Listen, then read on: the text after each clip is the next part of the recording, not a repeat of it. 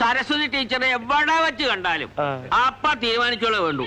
ഒരു 3 അടി, അതായത് കൃത്യം 3 അടി പിന്നിലോ മുമ്പിലോ രാവണ്യാര് ഭാഷ ഉണ്ടാവുന്നു. അതിന് താൻ എന്തിനോടും എന്നെ അസൂയപ്പെടണേ? അസൂയ ഉണ്ടായിട്ട് തന്നെ ഈ വയസ്സുകാലത്ത് ഇങ്ങനെ ഉണ്ടോ ഒരു അകമ്പടി? എന്താ കാക്ക കുത്തി കൊണ്ടുപോകും? കേട്ടോ പണിക്കരെ, പ്രായത്തെ കുറിച്ച് പറഞ്ഞപ്പോ മേന ഒരു കാര്യം മറന്നു. എല്ലാവരും കല്യാണം കഴിക്കണ പ്രായത്തിലല്ലല്ലോ അവര് കല്യാണം കഴിച്ചത്. 45-ാം വയസ്സിലെ കല്യാണ. അന്ന് ടീച്ചർക്ക് 40. ആയിക്കോട്ടെ, അവര് മുട്ടി ഒരുങ്ങി നടന്ന് കൊതി തീർന്നിട്ടുണ്ടാവില്ല. അവര് സുഖിച്ചോട്ടെ. ഭാഗ്യവാൻ, അല്ലാണ്ട് എന്ത് പറയാനാ.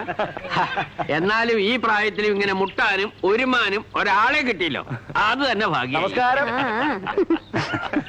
വയസ്സായാലെങ്കിലും ഈ കുന്നായ്മ പറഞ്ഞു നിർത്തിക്കൂടെ എന്റെ മേന്നെ? കുന്നായ്മ അല്ലടോ രാവുണ്യാരെ, ഇവിടെ എല്ലാവർക്കും അസൂയയാ.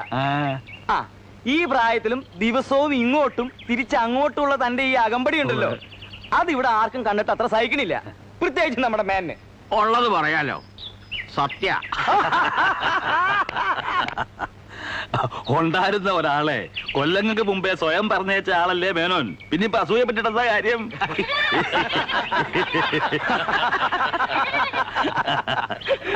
അതെ, ആർക്കും ഒരു ദണ്ണവും വേണ്ട, അകമ്പടി തന്നെയാ. ടീച്ചർ എവിടൊക്കെ പോയാലും അവിടെ ഒക്കെ അകമ്പടി ഉണ്ടാവും. അതെ പരമേശ്വരൻ നായരെ, ഞാൻ അകമ്പടി പോണതേ എന്റെ സ്വന്തം ഭാര്യയ്ക്കാ. എടോ രാവുണ്യാരെ, താൻ എന്നെ അങ്ങോട്ട് വെച്ചുല്ലോ, ഒരാക്ഷേപവും. ഞാൻ പലർക്കും അകമ്പടി പോവാറുണ്ട്. അകമ്പടി മാത്രല്ല എന്ന് വെച്ചോളൂ, അതിന്റെയും കൂടി എന്റെ ഈ ദീർഘായുസ്. അതെ, ഇവിടെ ഇരിക്കുന്ന എല്ലാവരേക്കാളും ഒരു 4-5 വയസ്സ് മൂപ്പെങ്കിൽ എനിക്കുണ്ടല്ലോ. അതെന്നെ കണ്ടാ തോന്നുവോ? എന്റെ വർത്താനം കേട്ടാലോ? ഇല്ല. എന്താ കാര്യം? ചിട്ടപ്പടിയുള്ള ജീവിതം. നോക്കിക്കോ, നിങ്ങളുടെ ഓരോരുത്തരുടെയും അസ്ഥി കുടത്തിലാക്കി ഈ പുഴയെ കൊണ്ടുവന്ന് ഒഴുക്കുന്നത് കണ്ടിട്ട് ഈ പരമേശ്വരനാര് പോവും. അതിലാർക്കും ഒരു സംശയവും വേണ്ട. നമുക്ക് കാണാം. ഇങ്ങനെ പറഞ്ഞ പലരുടെയും അടിയന്തരം ഞങ്ങൾ ഉണ്ടതാ.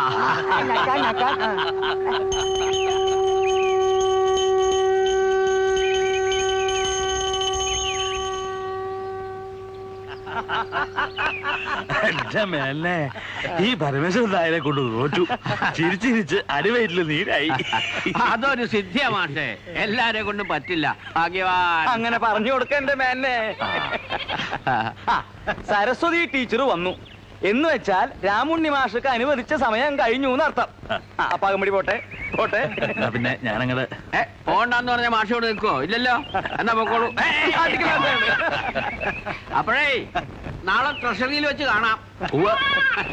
വയസ്സായി, ഒരു കൂനും വലിയ ഈടില്ല.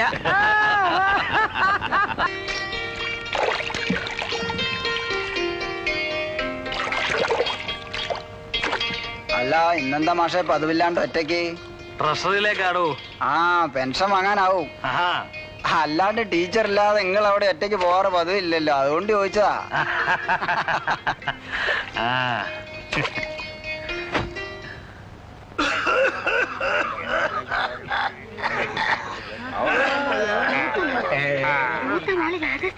ശിവരാമണ്ണാര് പോയപ്പോ ഞാൻ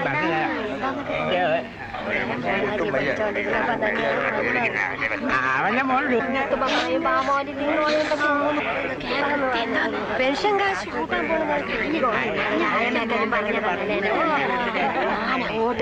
ഒന്നും വേണ്ടിയില്ല. ഞാൻ പറഞ്ഞപ്പോഴും അതുപോലെ തന്നെ നല്ല മെടുക്കൻ ചേട്ടോ. അതിൽ തന്നെയായിരുന്നു.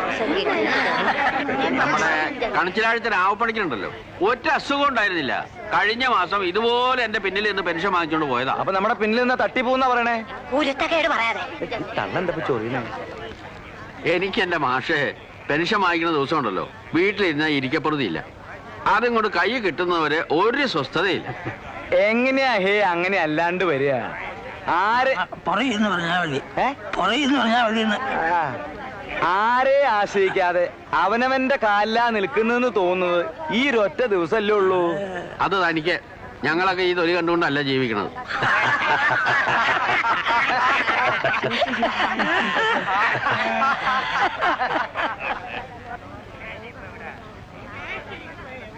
പെൻഷൻ കാശാവുമ്പോ പഴയ നോട്ടായാലും മതിയെന്നായിരിക്കും അല്ലേ?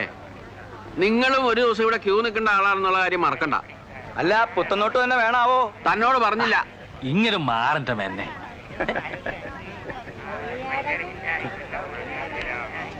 ടീച്ചർക്കും പെൻഷൻ ആയിട്ടോ? അതെയോ?